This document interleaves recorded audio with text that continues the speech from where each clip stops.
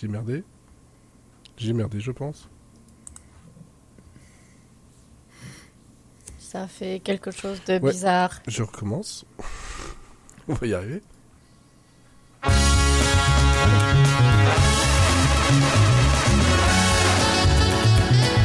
En direct, mais pas comme Alain Chabat, enfin, ou comme Alain Chabat plutôt.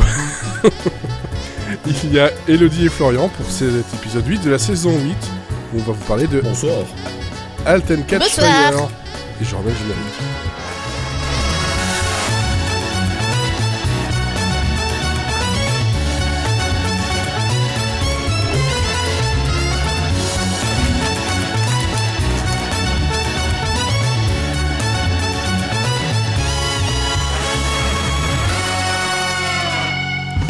Voilà, j'espère que cette fois-ci je l'ai baissé suffisamment fort pour que ma voix passe au-dessus et pas que je commence à devoir régler dans le montage.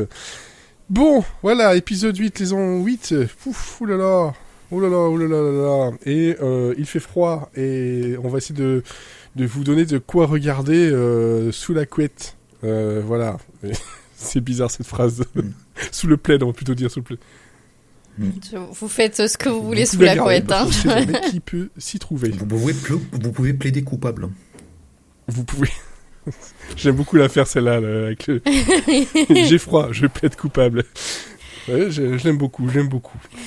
Alors, donc, comme je disais au programme, le pilote de Halt and Catch Fire, voilà, c'était le pilote qui a été choisi sans un jeu, parce que, merde. Ça a été choisi avec uniquement du et la bon roue. goût, et ça c'est très bien. La roue qui tourne et qui nous dit de quoi il retourne. Quoi, les Animaniacs, c'est très bien. On va vous parler aussi donc de nos recommandations et ce sera déjà pas mal. Voilà. Et on va commencer comme on le fait depuis maintenant quelques épisodes. Il y a quoi de neuf niveau série chez vous, hein, Elodie ? Eh bien, comme tu l'as dit, il fait froid, il pleut.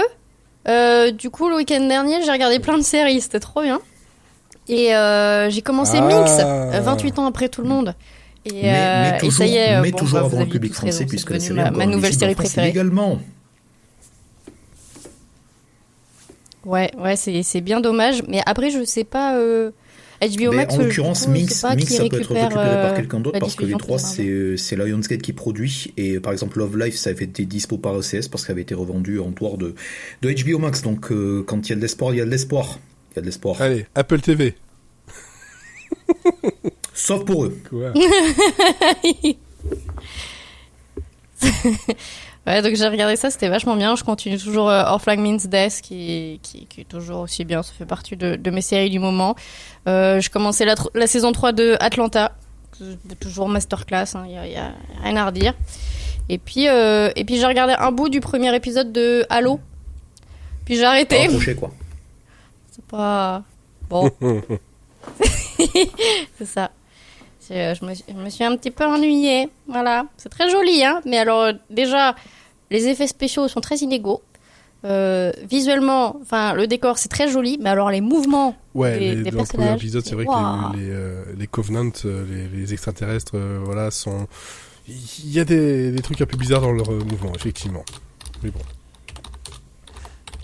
Ouais, et puis pas que, mais ouais, puis bon... Je préfère jouer au jeu, voilà. C'est vrai que c'était... moi, j'ai trouvé ça bien, mais ça dépend le niveau d'attachement à la série, quoi, je pense. Et puis bon, là, il y a une saison 2, donc de toute façon... Oui. Voilà. Il y aura de quoi faire plaisir aux personnes qui aiment. Et, comme on dit, hein. Alors... J'aime beaucoup le pseudo, mais Qatari 2600. Qui est également en hommage à mon nouvel avatar Twitter qui est Jacques Vendroux et son intervention dans l'heure des pros ce matin, en fait, où il avait une djellaba aux couleurs de la France et des lunettes de soleil. Et c'est un des trucs les plus... En fait, t'as rien perdu parce que ça s'est littéralement passé ce matin et cet après-midi, ça a été repris par Pure Média. Et comme je le trouvais remarquablement ridicule, en fait, j'ai décidé également de me nommer Qatari 2600 en fait. Voilà. Et donc Florian, de ton côté? Alors de mon côté, j'ai regardé des séries, mais pour le compte de CNET France, donc les recommandations du week-end, que vous découvrirez vendredi soir si tout va bien. Et à part ça, j'avais 2 petits trucs sympas à noter pour le début du podcast. Hier soir, j'ai poursuivi à grand-peine un des... Corruption non, avec de la bolognaise. J'ai poursuivi un livre énorme sur HBO, sur tout l'historique de HBO en fait, puisqu'en gros la plateforme vient de fêter son demi-siècle, donc l'an dernier ou cette année. Et donc il y a 2 livres concurrents. Il y en a un qui est paru un tout petit peu après, qui s'appelle It's Not TV, The Spectacularized Revolution and Future of HBO. Voilà, qui pour le coup est littéralement deux fois et demi plus court que celui que j'ai acheté. Donc il fait que 400 pages, mais en fait il y a moins de choses qui sont couvertes, tandis que le mien s'appelle Tinderbox, que ça fait des années qu'il est en travail, et que vraiment il retrace toute l'histoire du HBO depuis le début. Et c'est absolument, donc j'en suis très très très loin de l'arrivée des Sopranos et de Oz et des premières séries au milieu des années 90. Pour l'instant, j'en suis en 1986. J'ai appris un truc assez sympa, parce que le livre fourmille de détails. C'est que Chris Albrecht, qui est un des premiers patrons, et donc vraiment le mec qui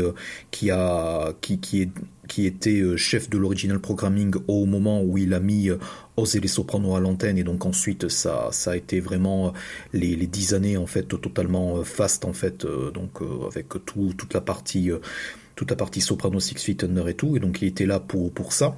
Et ce que je ne savais pas, et puisqu'il arrive vraiment au milieu des années, enfin sur le 3e chapitre au milieu des années 80, c'est que c'est un ancien comédien de stand-up lui-même, mais c'est surtout que grâce à ses connexions en stand-up genre à Los Angeles, donc c'est un mec qui déjà avant HBO avait déjà eu genre 2 ou 3 vies en fait, donc il avait été, il était déjà genre tout jeune père, genre à 24-25 ans, il avait déjà 2 gosses et tout, il a utilisé ses connexions en tant que stand-up pour passer du côté des agences en fait, donc il est devenu agent chez ICM, et il a signé tous ses potes en fait du stand-up, et ses potes du stand-up en fait c'était des mecs comme Robin Williams, comme Whoopi Goldberg, comme ces choses-là.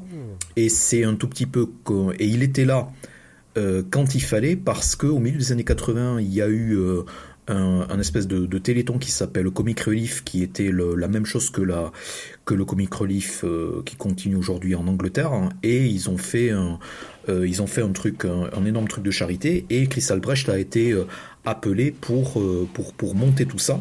Et en fait ça a été une des toutes premières contributions à la comédie, bien avant le Larry Sanders Show et bien avant le Ben Stiller Show de Judd Apatow en fait. Et Judd Apatow en fait raconte dans le livre, dès le moment où j'ai su que ça arrivait, j'ai de suite appelé le bureau, j'ai dit je fais tout ce que vous voulez, je travaillerai en gratos, et c'est comme ça qu'il a commencé à vraiment écrire des vannes pro bono. Donc c'est ce qui était vraiment très très surprenant, c'est de savoir que Chris Albrecht en fait avait déjà, n'était pas genre un cadre de programmation normal, mais avait déjà eu une vie en tant qu'agent, connaissait déjà beaucoup de monde dans le business, et c'est surtout que moi je le voyais, Chris Albrecht en fait, qu'il est tellement associé au succès de drames genre Les Sopranos, même quand il est passé à Star, c'était Power, c'était Black Sails, c'était Boss, donc c'est des drames super sombres, et c'est des trucs où c'est des trucs qu'il aime bien commander, je pense, et je le voyais pas du tout en tant que versé dans la comédie. Donc ça, j'ai appris ça. Et l'autre truc que j'ai fait ce week-end, c'est que j'ai un tout petit peu égrené tous les ajouts et tous les futurs ajouts sur les plateformes SVOD. Et je suis reparti sur les sorties à venir pour Disney+. Et Disney+, en fait, sur toute cette année, ils ont ajouté pas mal de séries, que ce soit donc 24 heures après la diffusion asiatique, ou que ce soit vraiment toute la saison. Ils ont ajouté pas mal de séries sud-coréennes et japonaises, surtout depuis la rentrée. Et ils vont en ajouter au moins la bagatelle de 4 ou 5 en décembre. Et du coup, je suis retourné là, et en fait, il y a une description qui m'a beaucoup fait rire. Donc, c'est une série qui arrive le 28 décembre sur Disney+, qui s'appelle Gannibal, donc comme Hannibal, mais avec un G. Donc, qui est créé par Katayama Shinzo. Et donc le pitch, c'est après avoir provoqué un incident majeur, le policier Daigo Agawa emmène sa femme et sa fille vivre dans le village de montagne isolé de Kuge. L'endroit semble parfait pour se remettre de l'épreuve, malgré la disparition mystérieuse de notre précédent officier affecté là-bas. Un jour, le corps d'une vieille femme est retrouvé dans la montagne. La famille Goto affirme qu'elle a été attaquée par un ours, mais Daigo remarque une trace de morsure humaine. Il devient vite évident que tout n'est pas comme il paraît dans le village. Et donc moi j'ai lu ça et en fait je me suis dit oh super, ils vont faire une série avec un ours-garou. Voilà. Ce qui est con, c'est que t'as dit qu'il y avait une vieille personne, pourquoi ça s'appelle pas Granibal? Mais parce que c'est le premier cadavre en fait, c'est le patient zéro en fait. Ou alors peut-être ça pourrait s'appeler Granibal si la personne était ressuscitée avec la morsure. Ouais, ou alors c'est juste un cannibale qui ne mange que des grands-mères. Des grands-mères vertes et qui croquent. Ça doit pas être très bon, une grand-mère. Ou alors c'est un ancien. Elle s'appelle tout Smith. Ou alors c'est un ancien cannibale qui se reconvertit dans le végétarisme et dans la culture de pomme garnie. Il devient gourou elfie en fait, sauf que ses instincts vont revenir à ce machin et c'est Matt Mikkelsen qui jouerait ça. C'est ça. Ouais, il va faire des retraites spirituelles et tout. Comme actrice principale, on aura Megan Fox. Ouais. Voilà. Bon. Il y a aussi Vegan Good, hein, si tu vas par là. Ah oui, bah oui. Pourquoi pas. Et Vegan Renault. Alors. Bah oui, on est obligé. Moi, de mon côté, j'étais content de découvrir. Donc là, on est le 28. Je vérifie pour voir. On est le 28. Il y a un peu moins d'une semaine, il y a quelque chose qui est arrivé en Angleterre. C'est la saison 3 de Staged. Voilà, donc cette série lancée pendant le confinement avec David Tennant et Michael Sheen. Donc content, plaisir, tout ça, parce qu'en ce moment, comme il fait gris, pluvieux, tout ça, le moral, on connaît. Il faut des trucs drôles. On va chercher dans les vieux pots aussi. C'est marrant, en fait, c'est marrant que tu en parles, parce que du coup, hier soir, j'en parlais à mon pote, il dit est-ce que t'as déjà vu la Stage, la saison 1, et il m'a sorti ouais mais en fait j'ai pas envie de revivre le confinement. Avec la saison 1 de trucs, donc je sais pas à quel point c'est vrai, ça m'avait pas l'air super vrai dans le cas de Stage en fait, même s'ils font une pièce à distance, tu vois.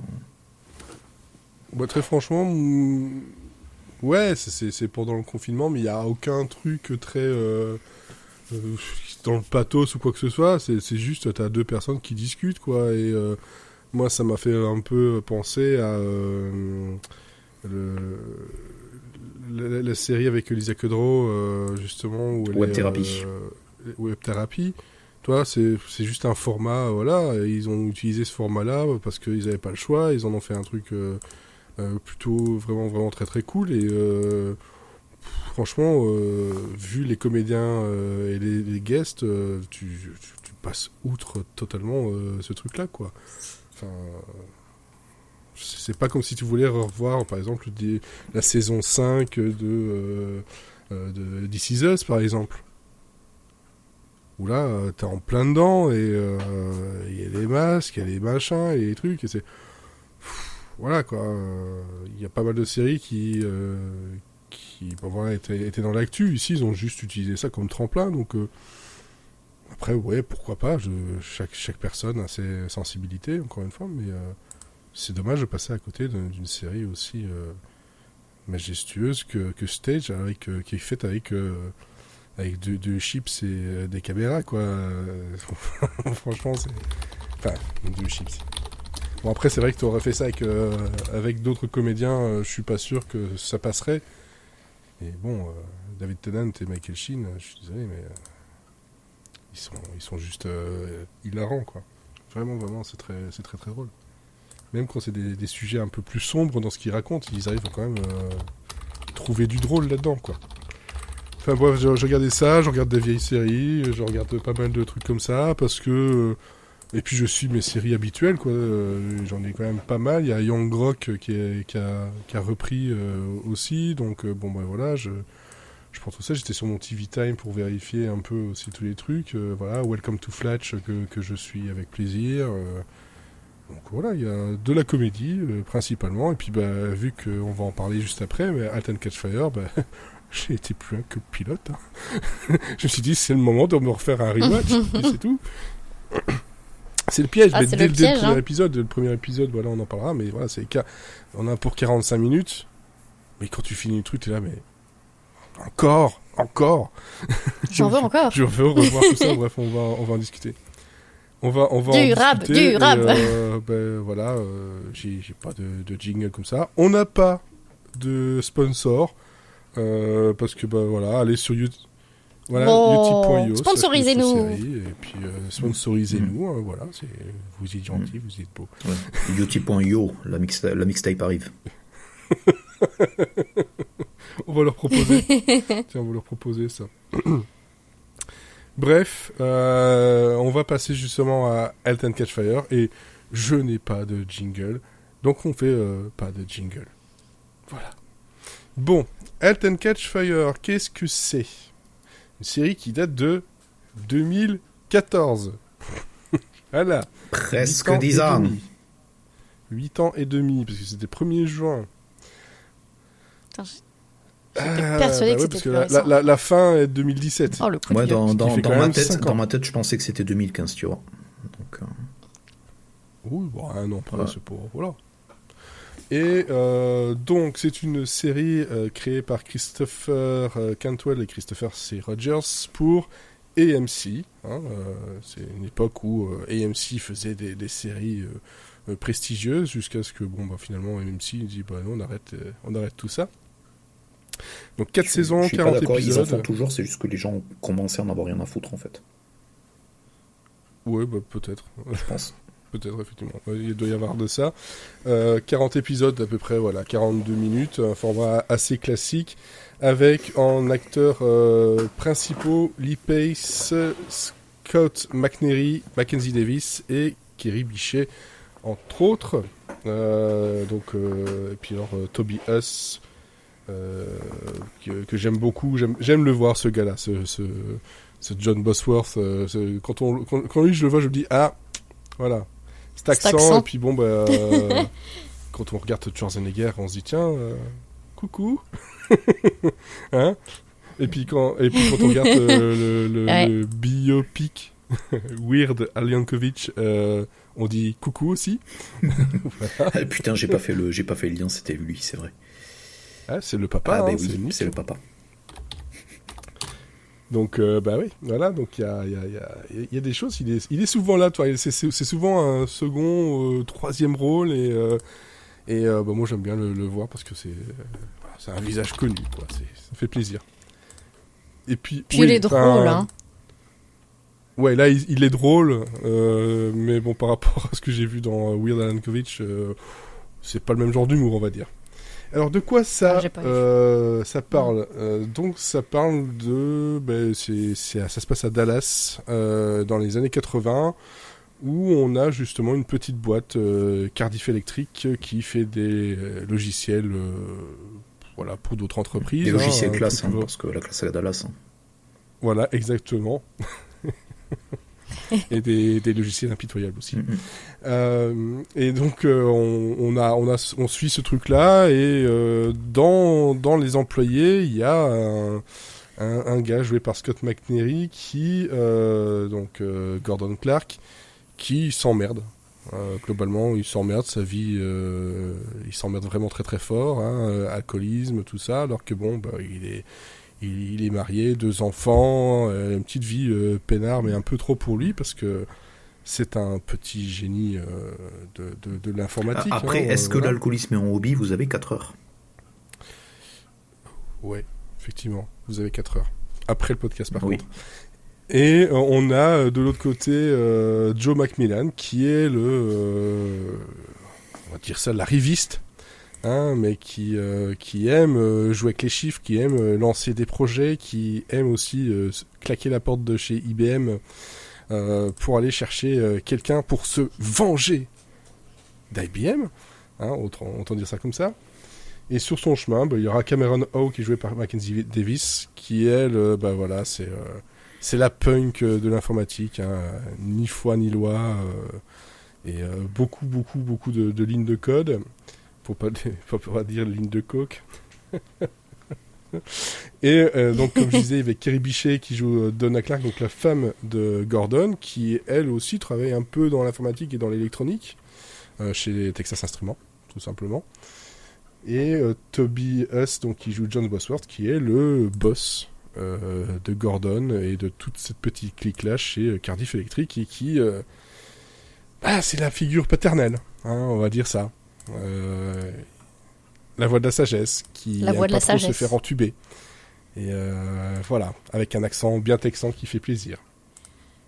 Donc on a toute cette ambiance-là, années 80, c'est dark, c'est sous fond comme je disais, voilà, de dépression, d'anarchisme, de révolution informatique aux États-Unis. Donc on a un mélange entre le côté historique et le côté drama qui ont fait le succès de cette série pendant 4 saisons. Malheureusement, série que si vous voulez la voir maintenant, la saison 1 se trouve en DVD Blu-ray. Et le reste, débrouillez-vous. Voilà, faites comme tout le monde. Envoyez des sioux. Demandez à tonton. Bon, donc le but c'était de revoir le pilote. Parce qu'ici tout le monde avait vu au moins la première saison. J'ai vu que les 3 premiers épisodes de la saison 1 et je n'ai jamais été plus loin. Globalement, tout le monde avait déjà vu le pour pilote l'instant. Au moins une fois. Là-dessus, je n'ai pas tort. Comme Michel. Oui, ou comme le dieu du tonnerre, tout simplement. Bon, bref, loin de l'idée de m'appeler Dieu, mais faites-le si vous voulez. Si ça vous fait plaisir, appelez-moi Dieu. Effectivement. Donc, Elodie, Halt and Catch Fire. Oui. Toi, donc, tu avais vu la série, comme nous on l'avait dit, c'était... Il n'y avait pas assez de saison. Ouais, non, en vrai, elle s'est arrêtée là où elle devait s'arrêter, mais toujours un petit peu triste quand une série qui à son sommet décide de s'arrêter. Ça fait un petit pincement au cœur, mais non, c'est vraiment une de mes séries préférées de tous les temps. Alors que quand je l'ai lancée, vraiment, j'en attendais rien, parce que je sais pas, ça faisait série de nerd et j'avais un peu l'impression de oh merde, imaginez ils font de l'humour à la Big Bang Theory, ça va être nul. Et en fait c'est tout l'inverse. Et déjà le truc c'est qu'on a quand même un cast formidable. C'est là-dedans que je pense que la plupart on a découvert Mackenzie Davis et bon voilà, tombé amoureux de Mackenzie Davis depuis. Et ah ben aussi, mais Kerry Bichet, c'est pas pareil, je la connaissais déjà. Donc c'est moins la découverte. Et d'ailleurs, ça fait beaucoup de Scoot McNairy cette semaine. Oui, dans Aftermath, on le reverra. Avec Schwarzenegger, effectivement. Voilà, écoutez mon ami Schwarzy, c'est un superbe podcast. Et non, c'est une série que j'aime beaucoup parce que déjà, elle est assez proche des événements réels, enfin je veux dire de l'ambiance de l'époque avec ce boom de l'informatique, de l'internet, du développement et surtout tout ça. Dans la première saison. C'est pas c'est pas forcément, mais bon. Oui, c'est pas non plus c'est pas non plus complètement à côté de la plaque quoi. C'est juste qu'une fois que t'as posé tes bases, à un moment donné, ils en sortent un petit peu parce qu'il faut quand même avancer dans l'histoire. Et surtout qu'au fur et à mesure de la série, on va un peu s'éloigner quand même du côté historique de l'époque et plus s'intéresser aux personnages et à leur vie personnelle. Donc finalement, après le boom de l'Internet, je veux pas dire qu'on s'en fiche, mais ça passe un peu second plan. Et en fait, c'est ça qui est bien dans cette série, c'est ces personnages, parce qu'ils sont tous très attachants, même ceux qui sont des gros cons. Ils ont tous... en fait, c'est que la série sait écrire des personnages qui ont vraiment une histoire personnelle assez unique et assez intéressante. Et même Lee Pace, le personnage de Lee Pace, que de temps en temps, ça peut être quand même un gros con. Et il y a ce fameux épisode où tu as tout l'historique, tu dis « Ah, ouais, quand même, ça te fait un petit quelque chose. » Et en fait, c'est ça. Et ce qui est bien aussi, c'est qu'il y a quand même, au fil de la série, il y a quand même pas mal de personnages.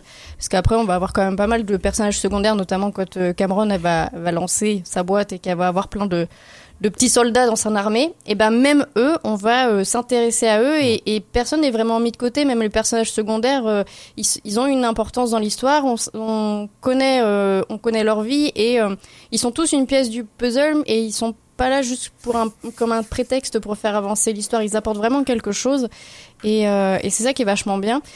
Et en plus de ces personnages, il faut dire que la photographie de la série est absolument magnifique. Ouais, il y a vraiment un travail sur l'image. Il y a cette espèce de filtre Instagram qui est pas dégueulasse en fait, mais il y a une espèce de grain, une espèce d'une colorimétrie un petit peu jaunasse là parfois. Et en fait, tout est très beau. Et vraiment, pendant 4 saisons, on s'ennuie jamais. Je me souviens pas d'un épisode vraiment faiblard où je me suis emmerdée devant. Un truc que moi, pourtant, je l'ai vu quand même 2-3 fois. Il y a un truc à chaque fois, je sais pas pourquoi, ce truc-là de ma mémoire, il est enlevé. Pourtant, c'est dans les premières secondes du pilote. Ce putain de... Comment c'est cette bestiole-là? C'est pas un opossum, c'est un tatou. Qui se fait, mais alors... explosé par la bagnole, par la Porsche de personnage de Lee Pace. Mais ce truc-là, à chaque fois, je me rappelle jamais que c'est aussi visuel. Ah mais ça, les présentations des personnages sont efficaces. Hein. Lui, il écrase des trucs. T'as tout de suite compris. D'abord tatou et après t'as rien. Qui triche, voilà. Il y a une qui triche à la salle d'arcade, puis l'autre il sort de cellules de dégrisement. Enfin bon, voilà. Florian. Non, j'ai juste fait ma vanne, donc vous pouvez continuer. Hein. Non, mais justement, je continue. Toi, le pilote. Écoute, comme Squid Game, hein, masterclass. Hein. Voilà. Oula, on va pas être d'accord. Le comparatif, frère. Non, enfin honnêtement, c'est au niveau de franchement, ce qui m'a frappé le plus, c'est au-delà de l'écriture, c'est la réalisation. C'est juste comme ça qu'il faut faire en pilote, c'est-à-dire que même pour les gens qui ne saisissent pas le contexte ou soit n'ont pas vécu, soit ne se sont pas renseignés sur le contexte de l'apparition de l'informatique et des PC au milieu des années 80 et de vraiment l'arrivée du PC dans chaque foyer américain puis chaque foyer du monde. Même sans saisir tout le contexte, en fait, le travail de présentation des personnages est juste super solide, c'est-à-dire qu'il n'y a pas en termes d'idées créatives, la manière de nous les présenter à la fois épouse leur psychologie, épouse leur personnalité, et en plus, ça n'est pas, il y a aucune introduction qui est forcée. Il y a aucune introduction qui est forcée. Il y a pas, voilà quoi. Il y a pas de choses où il y a pas de plan en fait où on nous sursignifie en fait un trait de personnalité. Tout est assez fluide. Le trio d'acteurs, mais bon, ça on était au courant, sont totalement exceptionnels en fait. Voilà, Mackenzie Davis, Lee Pace, Scoot McNairy. Donc déjà, même si à l'époque de la série c'était relativement des inconnus, même si Scoot McNairy avait joué dans un petit film d'horreur que moi j'aime beaucoup qui s'appelle Monsters, c'est bien lui. Oui, ouais. Voilà. Bah, Lee Pace, à part Pushing Daisies. Lee Pace avait fait Pushing Daisies, mais en fait, faisait pas mal de trucs à droite à gauche, mais qui avait pas. C'était un acteur connu, mais c'était pas non plus une star en fait capable de vraiment ouvrir sa propre série. Et donc du coup, oui, enfin le casting c'est vraiment des pros. Même Kerry Bichet, je me souvenais absolument plus du personnage de la femme, et c'est vrai qu'elle est tout ce qu'il y a de plus juste. Et la grosse affaire avec moi, c'est la photographie et la réalisation. C'est l'œuvre d'un monsieur qui a fait beaucoup de télévision qui s'appelle Juan José Campanella et qui a réalisé beaucoup de choses en télé, qui a aussi réalisé Entre sus Oros, en fait, qui est un film argentin qui avait été primé il y a quelques années auparavant. Donc il divisait vraiment son temps entre cinéma et télévision, mais c'est quelqu'un qui sait faire tout ce qu'il y a à faire, en fait, avec la patte visuelle et un tout petit peu avec la charte visuelle de la série. Donc c'est vraiment, il n'y a pas un temps mort dans le montage, il n'y a pas un seul plan qui ne relate pas de dynamique de pouvoir entre un personnage et un autre, en fait. Donc c'est une série qui est extrêmement dynamique sans être beaucoup trop stylée juste pour être stylée. Donc il y a pas de vide dans le stylistique. Donc à ce niveau d'aboutissement, moi je pense que c'est quasiment un sans faute, quoi. Et je pense que j'ai lu un truc que je savais pas en regardant la fiche Wikipédia, c'est que Cantwell et Rogers, donc les créateurs de la série, ont écrit le scénario donc on spec, en fait, de manière spéculative pour, on va dire, le vendre à les agents et avoir leur pied dedans. Et non seulement ils l'ont vendu du premier coup à AMC, qu'il a quasiment de suite commandé en série. Bon, il y a une petite, je pense, nuance, c'est que AMC, en fait, a fait beaucoup de développement interne à l'époque.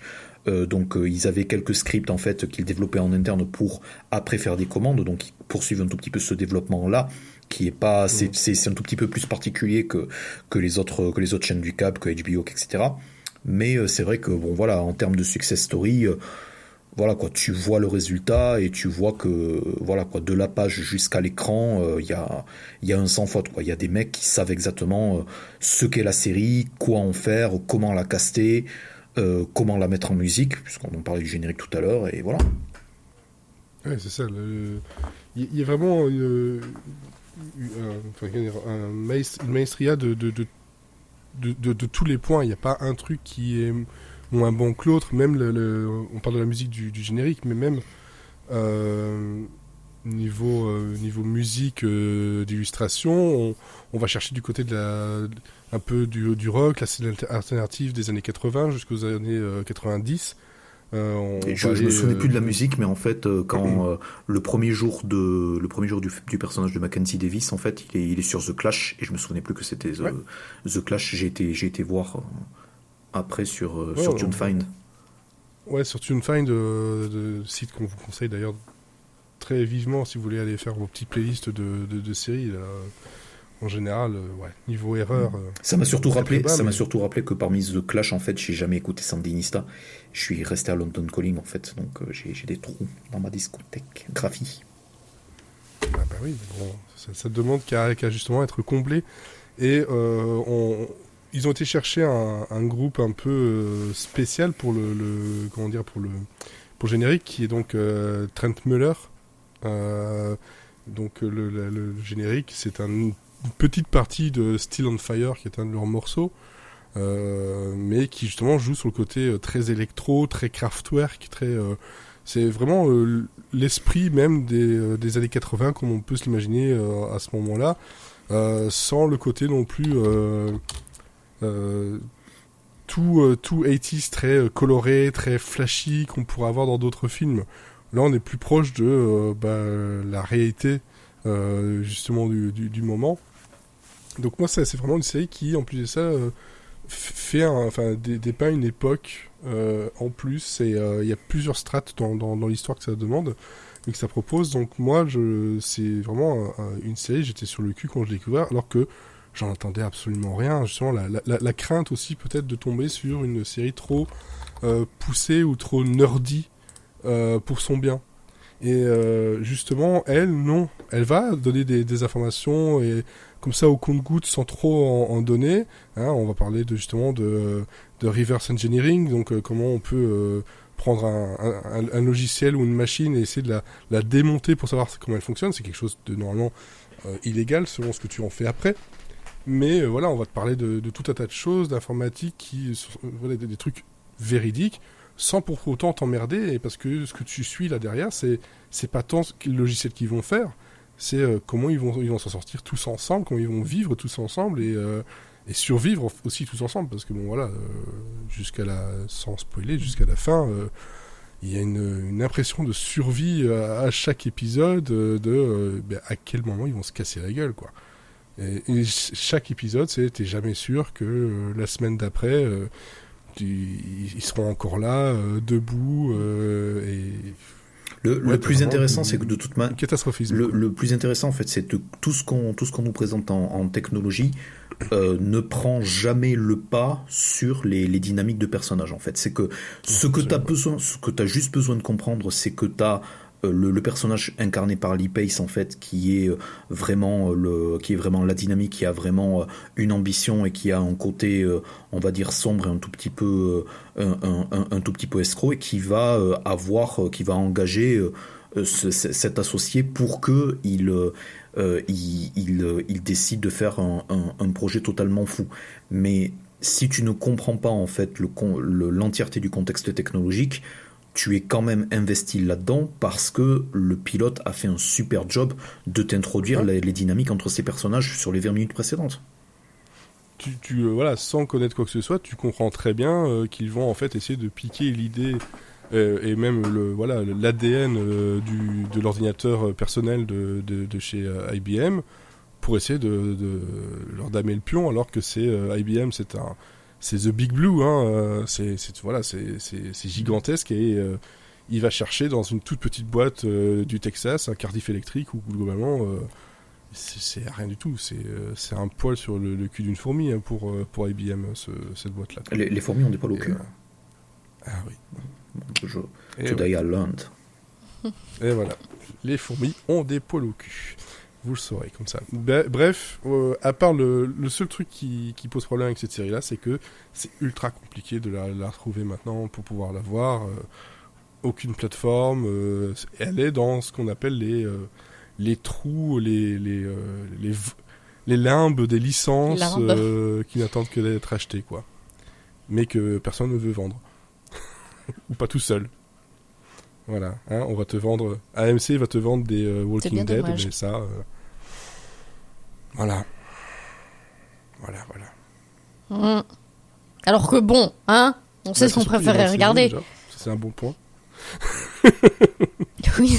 Voilà, déjà rien que ça, sans juger la qualité, il y a moins de saisons. Donc c'est déjà plus simple à caser dans une semaine de série. Voilà.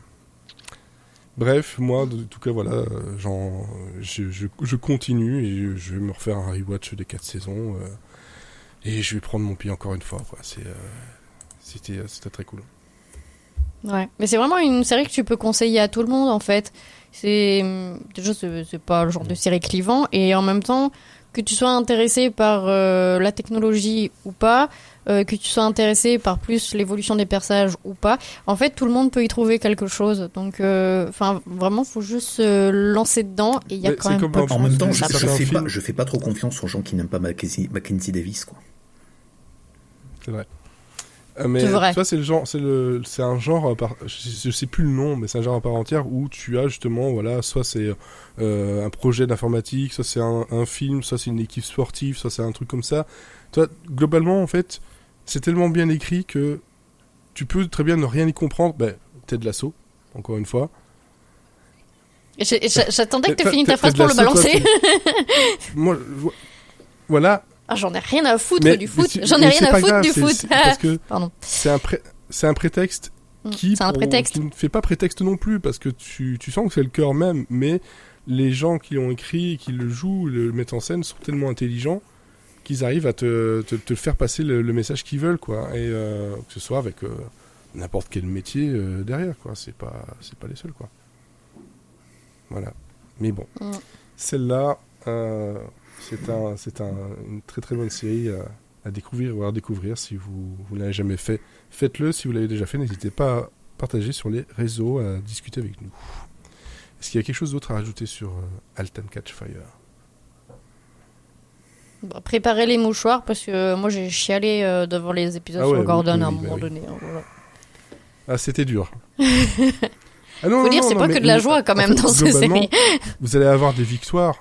des victoires éclatantes, mais les défaites qui vont suivre derrière seront encore plus fortes, quoi. Il n'y a aucun répit là derrière. Ouais. Et même, sans rien dire du tout dessus, la fin est une fin en soi, mais elle est très très très loin d'être un happy ending. De quoi ? Amer. Ah oui, c'est pas c'est très amer. Un happy ending, mais ouais, c'est ça, c'est plutôt doux amer. Ouais. Je crois que j'ai hurlé devant ma télé quand j'ai regardé le dernier épisode. La dernière saison, est-ce que ça va être une compagnie en fait c'est souvent le test. Oh, probablement. Alors, justement, donc je revérifie parce que là on est donc non. La prochaine fois qu'on parlera pour Monsieur Seri and Friends, ça devrait être un truc un peu sous le thème de Noël. Voilà, donc on a un thème, mais j'ai quand même envie de déjà préparer un futur pilote. Et j'ai 2 choix sous les yeux. Ah, faut qu'on te dise 1 ou 2 ? 2. Florian. 2. Et ce sera donc Pushing Daisies. Voilà. J'ai déjà vu. J'ai jamais vu. Je vais le revoir avec un plaisir non dissimulé. Donc ce sera Pushing Daisies pour la prochaine fois que l'on fera un pilote. Juste comme ça, vous le savez. Dans le numéro 1, c'était Spin City. Voilà. Ah bah tiens. Oh bah je l'ai regardé il y a pas longtemps. Sur Twitch. On l'avait regardé sur Twitch. Encore des séries très faciles à trouver. C'était vachement bien. Enfin, Spin City et Pushing Daisies, c'est quand même beaucoup plus que la tête de 4 cheveux. Néanmoins, je dis, il y a une petite plateforme avec une grande montagne qui arrive et qui peut inclure Spin City dedans, puisque c'est apparemment eux qui distribuent la série. Ouais, mais ça, encore une fois, tout ceci n'est que pour la France, bien entendu, comme toujours. Allez vous faire foutre. Bon. Bah, faudrait demander à être sponsorisé par NordVPN, peut-être. Un petit navigateur qui s'appelle Opera GX, avec un VPN gratuit et illimité dedans. Voilà. Ça marche. Je vous confirme, ça marche bien. Hein.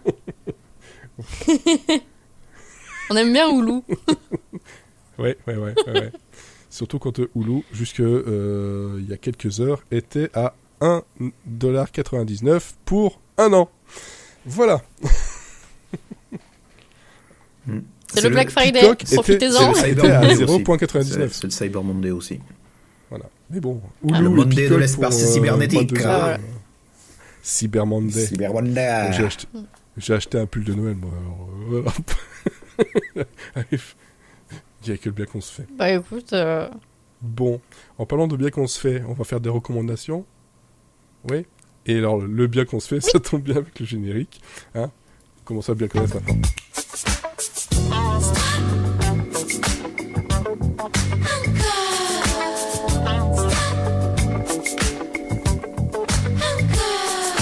À ajouter dans votre playlist lorsque vous faites du sesc. Bon. Non.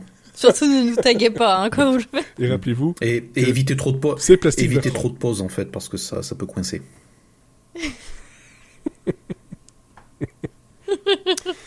Bon. Niveau recommandations, je suppose, parce que globalement, on n'a jamais vraiment fait de non-recommandations. Sinon, je vous aurais appelé parlé de Santa Claus, la série. Bref, j'attends le spécial Noël pour ça. De mon côté, j'ai découvert une petite série qui passe sous les radars, qui s'appelle Fleischman is in Trouble. Voilà. Et qui, là, on est du côté de chez FX. Donc, probablement bientôt chez Disney+. C'est même confirmé pour Disney+, et ça va être début janvier. Ça y est. Voilà, donc début d'année prochaine sur Disney+. C'est une mini-série en 8 épisodes d'à peu près 50 minutes à chaque fois, qui est donc tirée d'un livre qui porte le même nom, de Taffy Brodesser-Hackner, voilà, qui est sorti le 18 juin 2019. Bon tiens, c'est le jour de mon anniversaire. Tout est lié, c'est ça. Oh là là, tout est lié. Et donc ça parle de quoi ? Ça parle de Toby Fleischman qui est qui a la quarantaine, qui globalement vient de divorcer.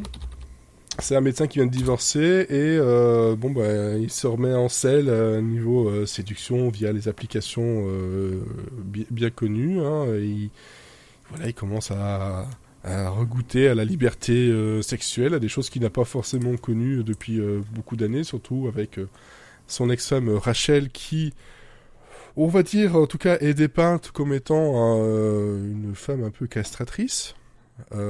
À raison ou à tort, je n'en sais rien, je ne suis pas là pour juger, mais globalement, elle est dépeinte comme ça, qui, au moment de dire, voilà, on divorce, elle disparaît, elle le laisse avec ses enfants, donc il a 2 enfants, elle ne dit pas où elle est, elle ne dit pas si elle compte revenir, rien du tout, très vite on va voir que elle devient vite injoignable, et là, on a sa vie qui est mélangée dans ce bourbier de ses enfants en plein été qui se retrouvent sans mère. Donc lui, il a le boulot, plus une promotion peut-être, plus des vieux amis qui essaient de reprendre un peu contact parce qu'il avait peu pu le faire pendant qu'il était marié. Donc il essaie de un peu changer sa vie, mais tout ça est vraiment entaché par l'absence justement de son ex-femme qui il ne sait pas ce qui lui est arrivé. On ne sait pas ce qui lui était arrivé. Hein. Je suis au 13e épisode, on ne sait pas ce qui lui est arrivé. Et ça devient vraiment un bon gros mystère. Et on comprend que il va sans doute pouvoir comprendre ce qui se passe au moment où il va vraiment jeter un regard avec le recul qu'il faut sur son mariage et sur ce qu'ils ont vécu et que, globalement, qui avait tort, qui avait raison, où sont les torts, où sont les... Voilà, tout ça. Donc on a vraiment une espèce de portrait d'un homme divorcé qui essaie de comprendre ce qui lui arrive tout en essayant de reprendre sa nouvelle vie. Niveau cast, on a Jesse Eisenberg qui joue donc Toby Fleischman. On a Lizzie Kaplan qui joue Libby, qui est donc une des potes de Toby, avec Adam Brody qui est l'autre pote de Toby, et Rachel est jouée par Claire Danes.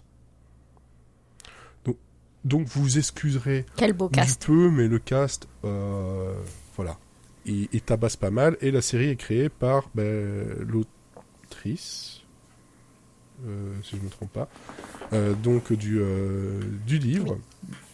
Et moi je me suis trompé, j'ai confondu pour l'arrivée sur Disney Plus France avec une autre série pour début janvier, donc ça sera un tout petit peu plus tard, mais c'est confirmé pour Disney Plus en tout cas.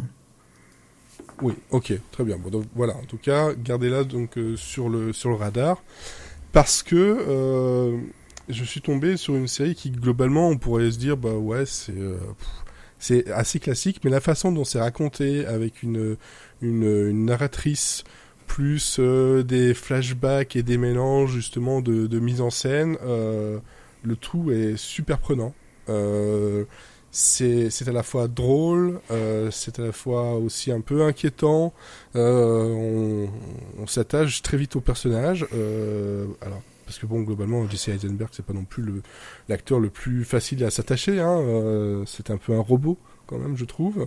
Mais malgré tout, dans ce rôle-là, je le trouve, j'ai envie de savoir ce qui lui arrive et où tout ça va mener, parce que donc, comme je dis, c'est considéré comme une mini-série de 8 épisodes, donc j'ose espérer qu'il y ait une fin justement au bout de ces épisodes-là. Là, il y a 3 épisodes qui ont été diffusés, et ça passe à une vitesse folle.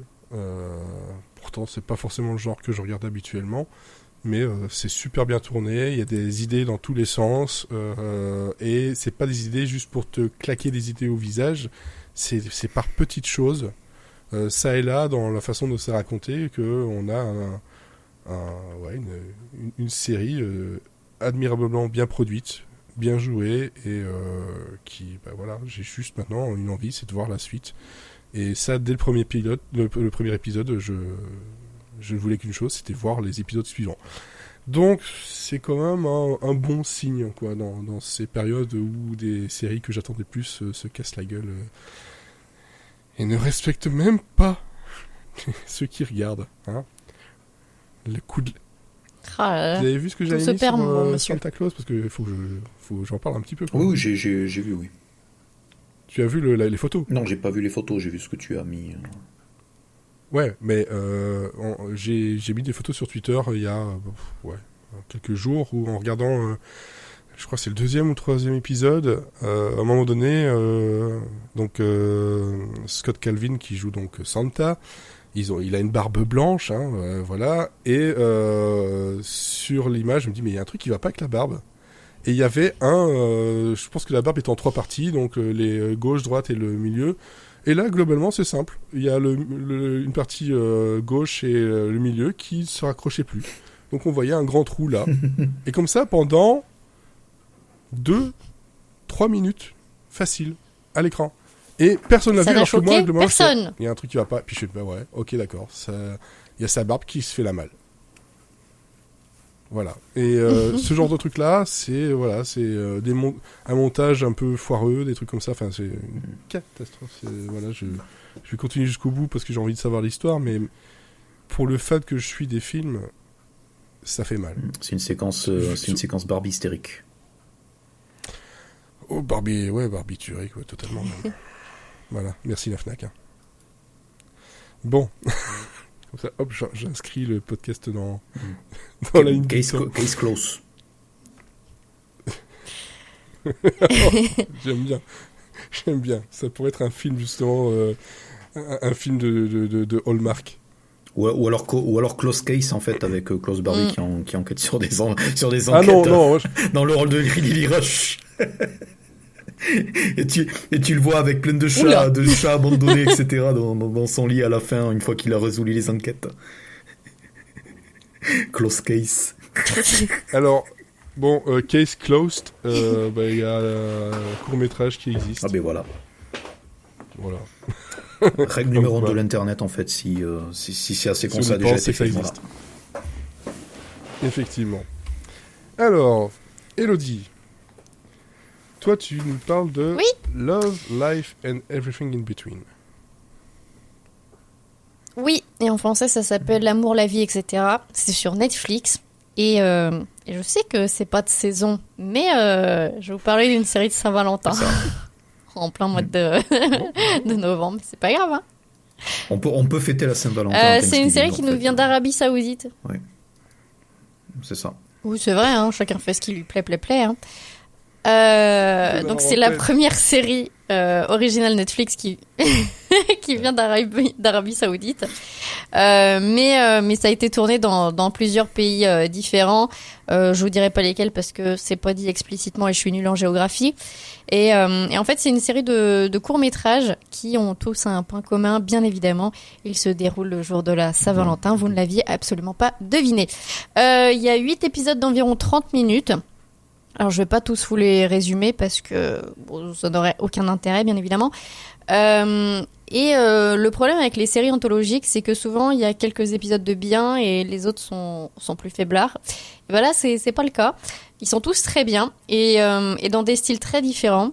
Il y a évidemment quelques c'est une épisodes série américaine, en fait, auxquels j'ai moins accroché, mais pas parce qu'ils Arabie étaient... Saoudite Non, Arabie Saoudite. Okay. Mais dans notre brouhaha. D'accord. Effectivement, peut-être. Non, j'étais encore sur mes procédures Close Barbie, désolé. Je suis en train d'écrire un épisode. Excusez-moi. Dans ma tête. Oui, il y a quelques épisodes que j'ai moins accrochés, mais c'est pas parce qu'ils sont moins bien, c'est juste que ça me parlait moins, quoi. Mais ils sont tous très bien réalisés. Il y a des épisodes qui sont très drôles, comme le tout premier, et ça reste mon préféré. C'est vraiment celui-là qui m'a accroché à regarder la suite, parce que en vrai, j'ai lancé la série en me disant bon, je vais regarder à quoi ça ressemble, mais une série qui parle de Saint-Valentin, pour moi, ça m'étonne venant de toi. Voilà,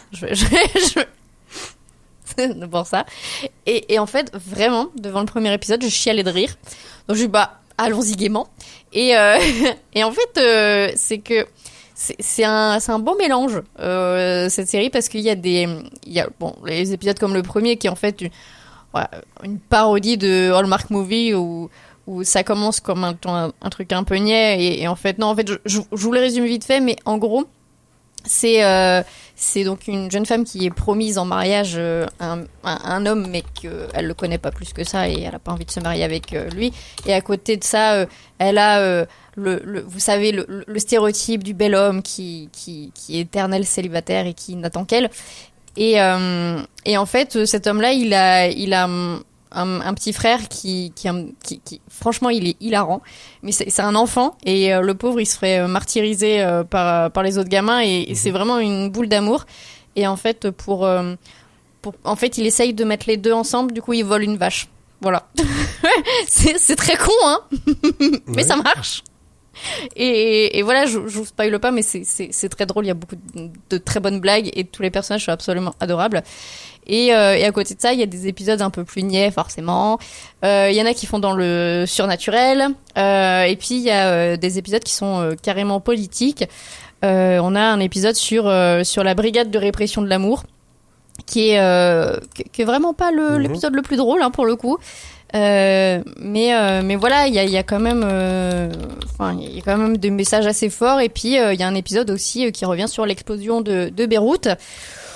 Pareil, pas le plus drôle, mais c'est de très beaux épisodes. Il y a aussi des ambiances très différentes parce que c'est tourné dans différents endroits. Il y a des épisodes qui sont vraiment au milieu des champs, et puis on a des épisodes qui sont vraiment au centre de Riyad où on sent que vraiment déjà le message n'est pas du tout le même.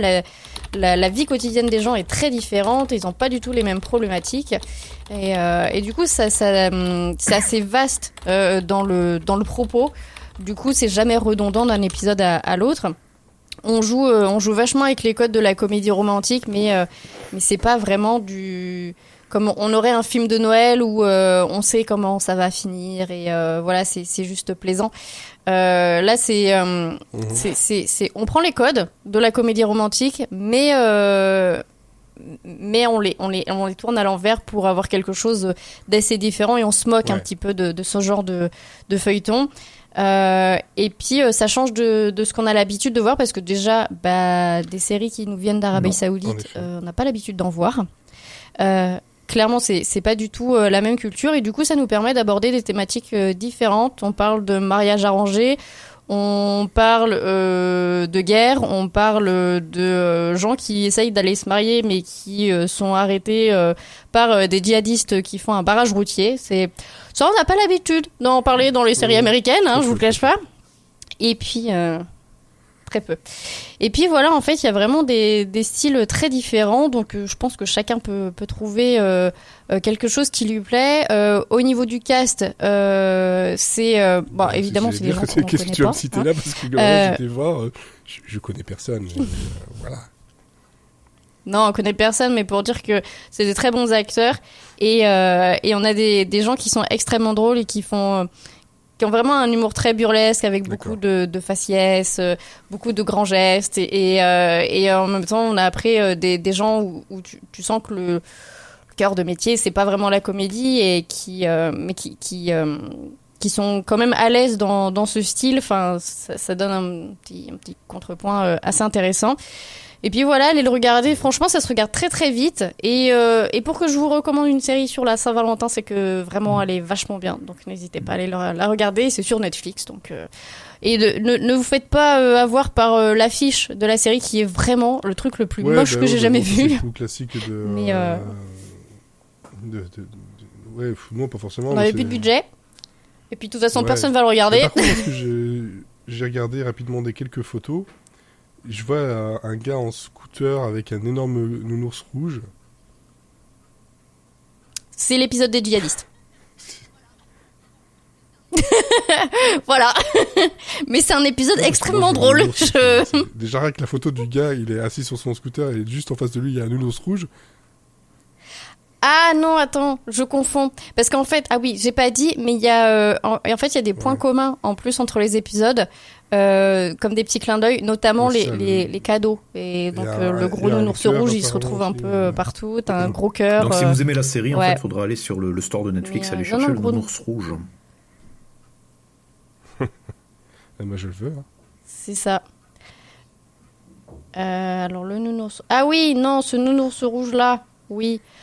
Pas un épisode très Mince, drôle. alors, Vraiment pas. Je veux dire, ça peut être rigolo. mais non. Bon, ok, donc c'est Love, Life and Everything in Between, donc amour, vie, et etc. Donc voilà, sur Netflix. Est-ce que tu sais s'il y a de la VO, enfin de la VF?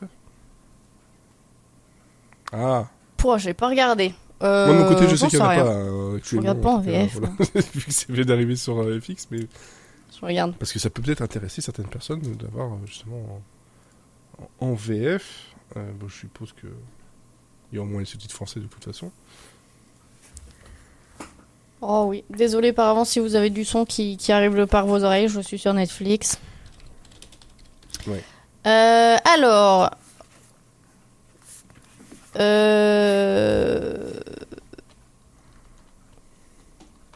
Je vous dis ça.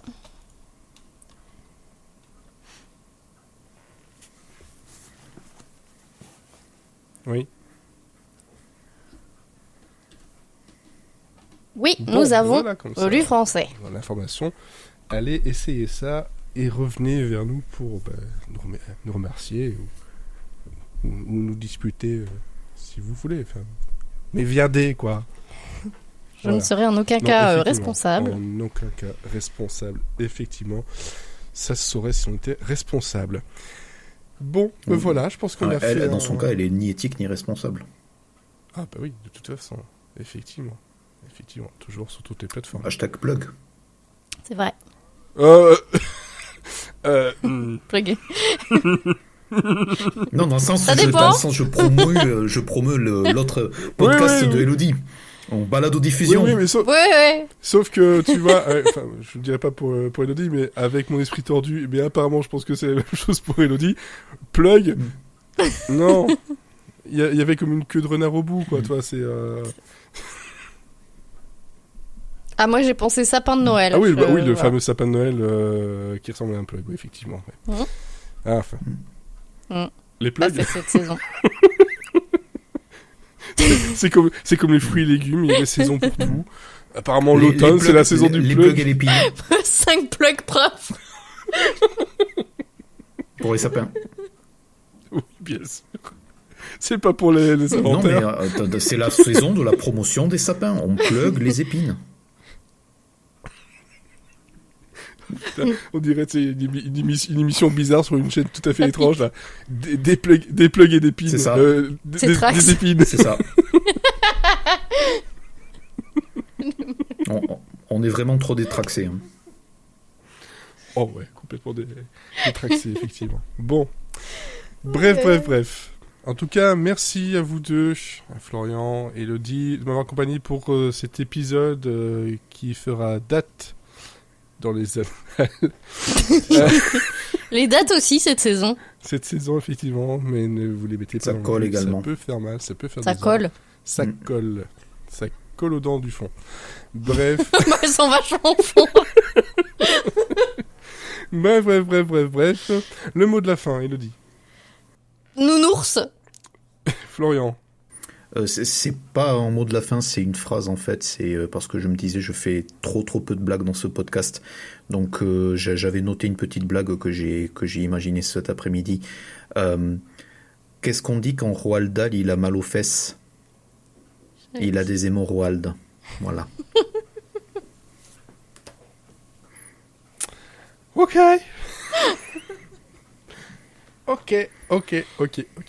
Bon, je pense que moi je dirais que.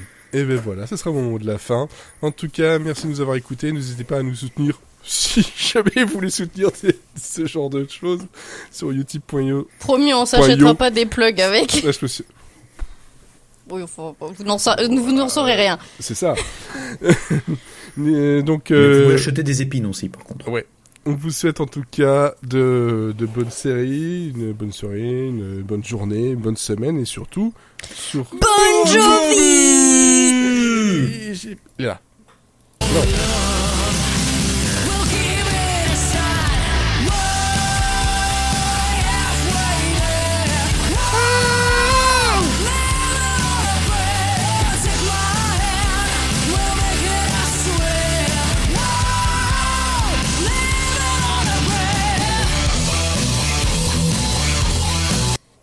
Hug.